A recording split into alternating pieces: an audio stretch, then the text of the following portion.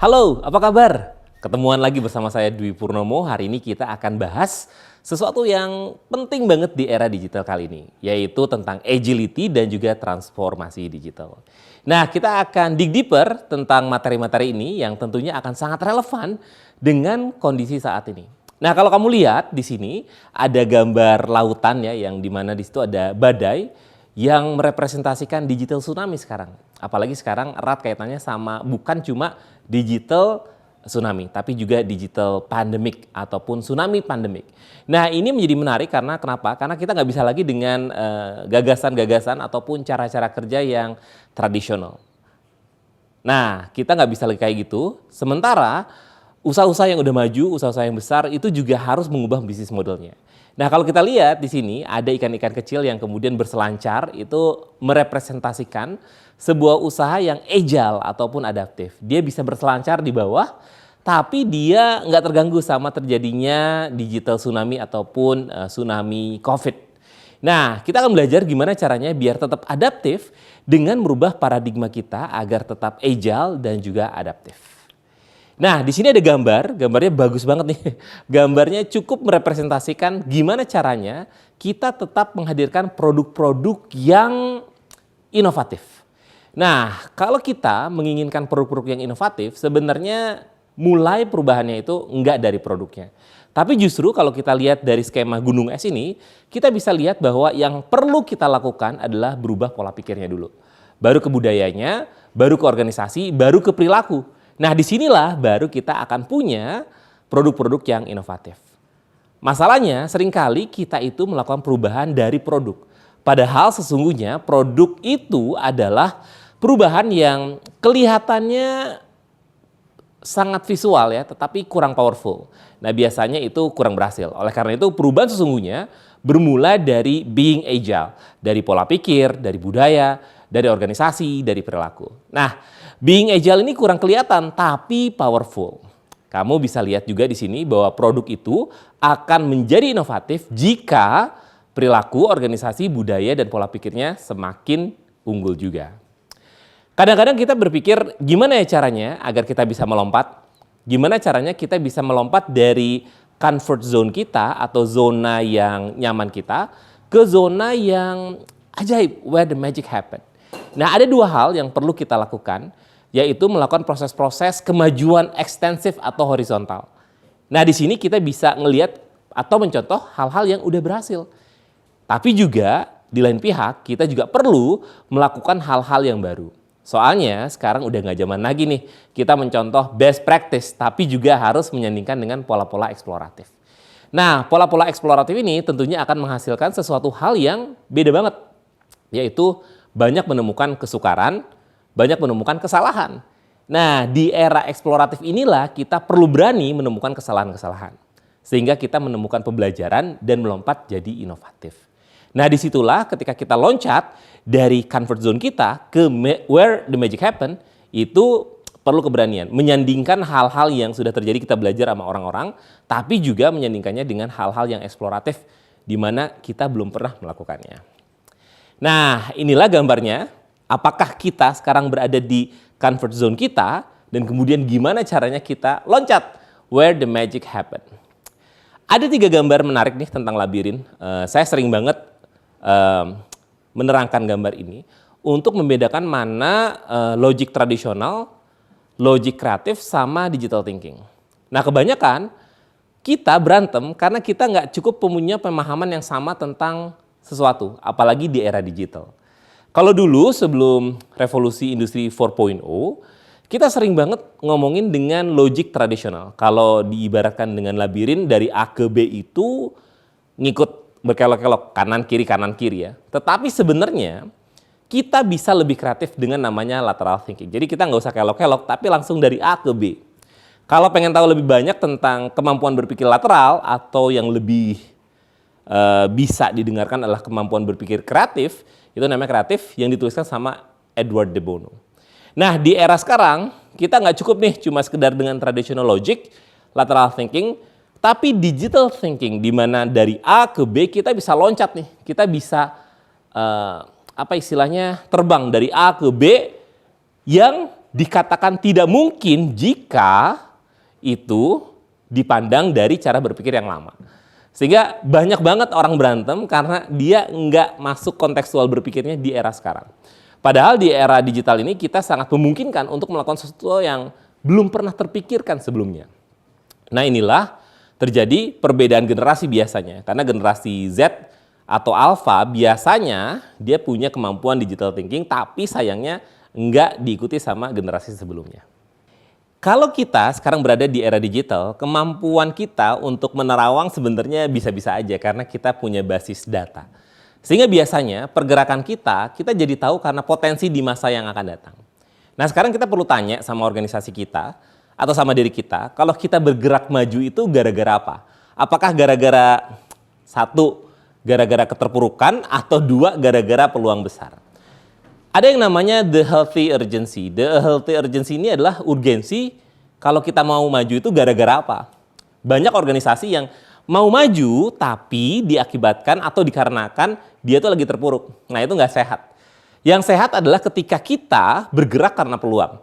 Dipicu peluang besar, menciptakan ke arah momentum yang benar dan mempertahankannya dari waktu ke waktu.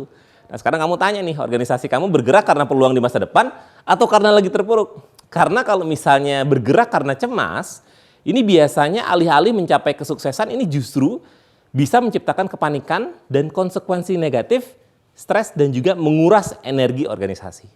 Jadi pastikan kamu bergerak karena peluang di masa depan bukan karena lagi susah. Nah kemudian ada juga nih pergerakan yang berbeda sama organisasi-organisasi yang beda dari zaman dulu sampai sekarang. Pertama ada pergeseran ke kanan. Sekarang organisasi, institusi, bisnis itu lagi mengalami pola pikir pergeseran dalam organisasi. Pertama kalau dulu kita hadir karena nyari duit, justru sekarang organisasi-organisasi yang besar, yang inovatif, dia geser nih dari profit ke purpose. Karena dia pengen punya makna di mata pelanggannya. Karena pengen ngasih solusi buat problematika si pelanggannya. Oleh karena itu disebut sebagai purpose-led organizations. Yang kedua, orang-orang geser nih dari hierarki ke networks. Inilah salah satu tanda organisasi itu nggak bisa lagi hierarki dari atas nurut gitu ke bawah, nurun ke bawah ya. Nah sekarang itu sama rata. Jadi organisasinya biasanya kalau dulu tuh hierarki ke bawah, nah sekarang tuh bulat-bulat karena kita punya kedudukan yang sama. Nah yang ketiga adalah controlling dan empowering. Kalau dulu dikontrol, sekarang itu nggak bisa dikontrol karena justru kita tuh harus melakukan proses pemberdayaan. Jadi kita tuh melakukan proses empowering sama tim kita. Jadi kita bisa memastikan bahwa seseorang yang gabung sama tim kita tuh diberikan kesempatan belajar sehingga dia tetap memiliki kemampuan untuk tetap lebih baik. Dan yang keempat adalah kalau dulu perencanaan, kalau sekarang nggak bisa perencanaan karena zamannya beda. Yang sekarang kita harus lakukan adalah eksperimentasi. Jadi memperkenankan tim kita untuk melakukan berbagai macam eksperimentasi dan pastinya adalah ada satu hal yang mesti kita terima. Yaitu ada kalanya tim kita berbuat salah. Nah dari situ sebenarnya prinsip dasar planning sama eksperimentasi. Apakah kita mempersilahkan tim kita untuk belajar dari kesalahannya? Dan terakhir adalah tentang privacy ke transparansi. Apalagi sekarang era digital ya, di zaman blockchain gitu. Semuanya transparan. Nah sekarang perubahan paradigma ini menjadi penting bagi fundamental kita untuk bergeser ke kanan. Ke purpose, ke network, ke empowering, ke eksperimentasi, dan ke transparansi. Nah, ini adalah satu gambar di mana menjelaskan terhadap kesenjangan digital. Kesenjangan digital itu apa sih? Kesenjangan digital itu sebenarnya bukan tentang kita nggak bisa pakai aplikasi gitu ya. Bukan tentang kita bisa nggak pakai digitalisasi, nggak bisa coding, programming. Bukan kayak gitu. Karena transformasi digital itu bukan tentang digitalisasi, bukan juga tentang digitasi, atau bukan tentang programming. Tapi sebenarnya transformasi digital itu adalah tentang perubahan perilaku. Perubahan perilaku ya teman-teman, bukan tentang digitasi atau digitalisasi. Karena ini sangat fundamental, karena banyak orang ngomong bahwa ngomongin tentang transformasi digital, kita harus bisa aplikasi, bisa program, bisa coding, jadi cuma anak-anak IT yang bisa. Nah nggak kayak gitu. Nah di sini ada 5 loncatan bahwa ada kesenjangan digital. Yang pertama kali adalah perubahan mindset dari produk centric ke user centric. Nanti kita akan belajar tentang design thinking. Nah, di modul design thinking nanti kita akan belajar tentang bagaimana merubah cara pandang kita dari product centric ke user centric. Itu adalah salah satu fokus utama yang paling penting dalam proses transformasi digital. Mengubah cara pandang kita dengan mindset design thinking, co-kreasi, dan solusi dari pengalaman konsumen. Sehingga kita menghasilkan produk yang memberikan solusi bagi problematika konsumen. Nah, titik kedua adalah kalau kamu punya organisasi, udah nggak lagi hierarki. Udah nggak lagi silo. Silo itu sendiri-sendiri ya. Atau dijalankan dengan cara tradisional. Nah sekarang, gimana caranya kita mentransformasikan organisasi itu jadi agile, jadi tangkas, jadi kolaboratif, jadi transversal, jadi tim antar disiplin. Nah itu menjadi penting. Jadi dulu hierarki, sekarang ke agile. Berikutnya adalah fokus pada keunikan pangsa pasar yang geser jadi menggunakan dampak dari manfaat jejaring. Jadi menariknya, era sekarang adalah biasanya dulu kita fokus sama value proposition gitu ya. Value atau nilai tambah dari produk. Tapi kalau sekarang justru enggak, karena kita networking value added-nya itu. Karena kita butuh mengkombinasikan puzzle kita sama kepingan puzzle orang lain. Yang keempat adalah kalau kita dulu ini tuh terfragmentasi. Terfragmentasi itu terpilah-pilah ya. Keterlibatan antara para stakeholders dan juga para pengguna dan penantaranya. Nah ini intinya kalau dulu ngerancang model bisnis, sekarang ngerancang ekosistem bisnis. Ini penting banget ya untuk merancang ekosistem bisnis. Dan terakhir adalah rantai transaksi dan rantai nilai pasok itu biasanya berubah. Jadi interaksi antara stakeholders dan sistemnya tanpa perantara. Nah disinilah kita akan belajar proses transformasi digital agar kesenjangannya semakin rendah. Nah, dalam mengalami perubahan ini, pasti ada rasa takut. Itu udah pasti banget, karena kita belum tahu apa yang akan terjadi. Sementara di era yang lalu, kita tuh udah tahu pasti terjadinya apa, karena sistematis. Nah, di era digital ini nggak sistematis, karena dinamikanya tinggi banget. Oleh karena itu, tantangan kita untuk belajar jadi menjadi lebih banyak. Nah, untuk jalan dari zona nyaman ke where the magic happen yang tadi kita jelasin, ada perjalanannya, justru ada palungnya, ada jurangnya di situ. Nah, zona nyaman di mana kita merasa aman dan terkontrol, itu pasti akan ketemu sama zona ketakutan bahwa saya belum pernah melakukan ini. Nah, biasanya yang menyebabkan kegagalan itu adalah kita kurang percaya diri, cari-cari alasan, atau cari opini-opini orang lain yang justru membuat kita malah nggak maju. Nah, kalau kita bisa menaklukkan zona ketakutan ini, biasanya kita masuk ke zona belajar. Nah, zona belajar ini biasanya kalau di masa lalu dianggap sebagai kerugian karena kita kayak ngeluarin duit banyak, waktunya habis, tapi sebenarnya nggak kayak gitu. Dari sudut pandang yang lain, dari growth mindset, biasanya zona ini dinamakan sebagai zona di mana kita menanggapi tantangan dan masalah yang justru dengan kegagalan itu kita mendapatkan keterampilan baru. Nah, kalau udah punya keterampilan baru, makanya biasanya kita menaklukkan mimpi dan menjalankan mimpinya dan membuat tujuan baru. Oleh karena itu, salah satu sudut pandang penting bagi kita adalah untuk menjalani era yang sangat dinamis ini, jika kita mengalami kegagalan, maka sebenarnya sudut pandangnya adalah sudut pandang belajar.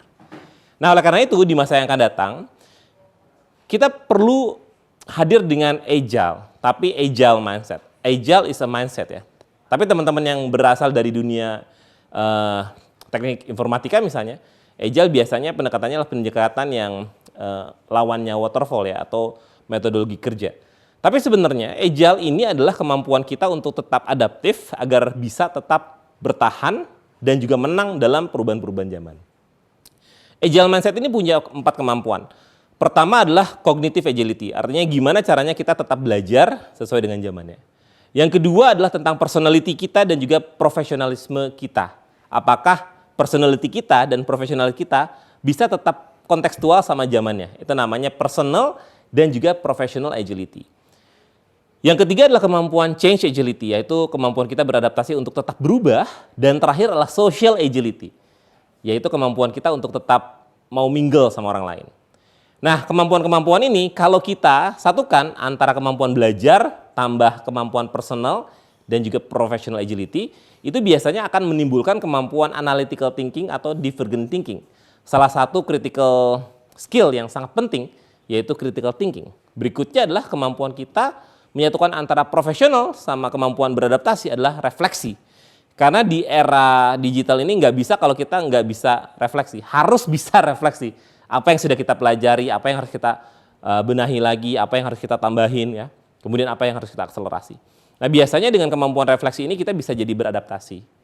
Nah kemudian kemampuan kita dalam change agility atau kemampuan kita dalam perubahan dan juga social agility biasanya menimbulkan kemampuan inovasi dan kolaborasi. Dan terakhir adalah kemampuan social agility kita ditambah dengan cognitive agility maka akan menimbulkan kemampuan komunikasi dan juga career networking. Nah inilah sebenarnya yang diharapkan tumbuh dari individu-individu ataupun kelompok-kelompok agar dia punya kemampuan critical thinking yang bagus, kemampuan adaptasi, kemampuan inovasi, kolaborasi, dan juga kemampuan career networking. Sehingga harapannya ini bisa dituangkan dalam organisasi-organisasi yang memang agile. Maka biasanya mulai dulu dari individunya yang punya agile mindset, kemudian diterapkan dalam organisasinya. Nah kalau dulu tim tradisional kayak gini, hierarki gitu ya, dari atas ke bawah kayak piramida. Nah sekarang itu agile tuh lebih ke self-managing team. Self-managing team itu biasanya cross-functional ya, artinya dalam satu tim itu ada marketing, ada sales, ada teknologi, ada HRD apa dan lain-lain, beda-beda fungsionalnya tapi dia menuju satu goals yang sama. Enggak per bidang ya. Jadi sekarang itu agile itu dimulai dari mindset kemudian diterapkan dalam organisasi. Nah, gimana caranya kita bisa jadi organisasi yang agile, yang selalu adaptif sama perkembangan zaman? Ada 3 hal yang penting. Yang pertama adalah kita melakukan proses pembelajaran lewat institusi kita, lewat organisasi. Yang kedua adalah merubah struktur dan budaya organisasi kita. Dan ketiga, kita melakukan ritual-ritual teknisnya gimana? Nah, caranya adalah pertama, yang jelas mindset. Mindset itu nggak kelihatan, tapi sangat powerful. Yang kedua diturunkan lewat nilai ataupun prinsip dan juga praktek. Nah, nilai, prinsip, dan praktek ini biasanya dibutuhkan perubahan struktur dan budayanya. Makanya setiap organisasi perlu meyakinkan bahwa dia bertransformasi dengan struktur dan budayanya juga. Dan terakhir baru diadopsi secara teknis, yaitu lewat tools dan juga proses. Nah ini teman-teman, kadang-kadang kita terjebak sama tools sama proses, tapi lupa sama mindset, nilai sama prinsipnya. Oleh karena itu, biasanya dalam menjalani agility ini, perubahannya kayak sinetron. Kayak sinetron, kenapa? Karena ada namanya the hero's journey. The hero's journey itu adalah perubahan-perubahan di mana gimana caranya kita beranjak dari zona nyaman. Kemudian yang kedua, bagaimana caranya kita mendapatkan panggilan untuk berpetualang. Yang ketiga, kadang-kadang kita juga dihadapkan sama penolakan dari panggilan atau resisten atau takut sama perubahan. Yang keempat, kita bertemu mentor atau coach atau facilitator. Dan kemudian yang kelima adalah menuju melalui hambatan yang yang cukup kuat ya, sehingga leadership-nya itu menjadi tertantang di situ. Nah, yang keenam adalah nanti kalau kita melangkah ke perubahan itu biasanya kita ada ujian, ada musuh, ada sahabat. Nah ini udah pasti. Dan yang ketujuh adalah gimana caranya setelah kita menaklukkan ujian adalah mendekati puncak dan memahami dan juga make sense sama itu. Nah biasanya dalam proses perubahan ini nanti kita akan masuk ke langkah ke-6 yaitu berefleksi apa yang sudah kita lalui kemudian kita dapat lesson learn apa. Dan yang ke-9 biasanya kita mendapatkan reward berupa ilmu dan pengalaman. Dan yang ke-10, 11, dan 12 adalah gimana caranya kita membawa kemampuan baru itu untuk perjalanan kembali pulang untuk melakukan proses transformasi dan membangkitkan dan membuktikan bahwa cita-cita kita ini bisa mendatangkan kemajuan. Oleh karena itu biasanya diakhiri dengan perbaikan berkelanjutan. Jadi memang perubahan ini ceritanya mirip sinetron karena ada nangis-nangisnya, ada susah-susahnya, dan itu memang secara teoritis memang ada dan faktanya pun seperti itu. Nah kemudian ini adalah tentang gimana caranya kita mengubah sebuah lingkungan atau organisasi dengan inovasi atau transformasi.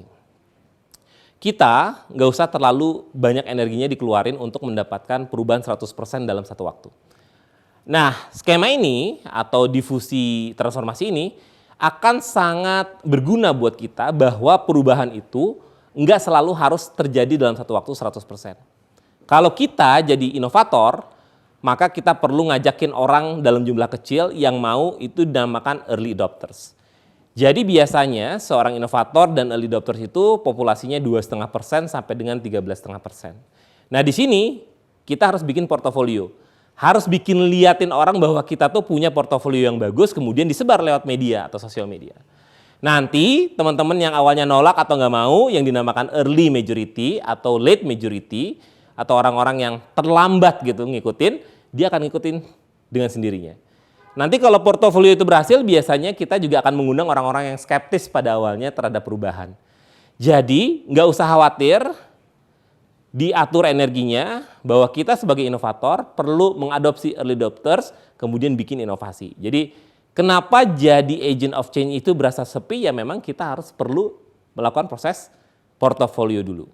Sehingga dalam proses transformasi digital ini, dinamika itu wajar.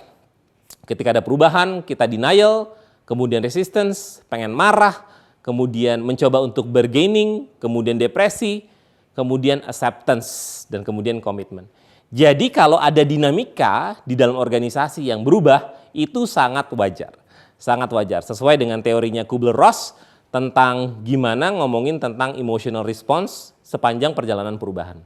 Jadi jangan lupa dalam organisasi itu kita sepakat untuk berdinamika bersama, bukan menjalani yang baik-baik aja, apalagi di era digital. Sehingga harapannya kita bisa menciptakan produk-produk yang punya value, punya benefit, yang punya features. Kita nggak terjebak sama produk-produk yang dihasilkan sama organisasi inovatif yang terjebak hanya pada features. Tapi justru kita menghadirkan produk-produk yang punya value, artinya menjawab problematikanya dengan solusi sehingga nanti produknya bakal dicintai sama orang-orang. Nah, dalam sesi transformasi digital ini kita juga akan belajar tentang OKR, yaitu Objective Key Result, bagaimana caranya kita punya produk yang bagus, punya current ratio yang bagus atau kuat, atau keuangan yang sehat, sama tim organisasi yang semakin matang dan bahagia dalam beberapa waktu atau kurun waktu yang kita akan set up ya dalam OKR.